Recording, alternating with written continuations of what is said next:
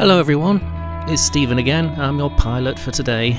This is a place called Reddish Vale Country Park, which I thought was going to be a nice leisurely afternoon of filming the bridges, the ponds, the canal, see if I could get some wildlife, see what the things I could really pick up when I was flying around. Unfortunately, the birds in the area had a different idea.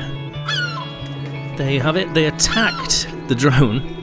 They actually bit through two of the propellers, so I'm trying to fly away, get out of their way, but they kept following me wherever I went with the drone, and they even tried to come after me when I tried to land. Besides that, put some new propellers on, and here's one of the okay shots I got of the rest of the park. Hope you've enjoyed it.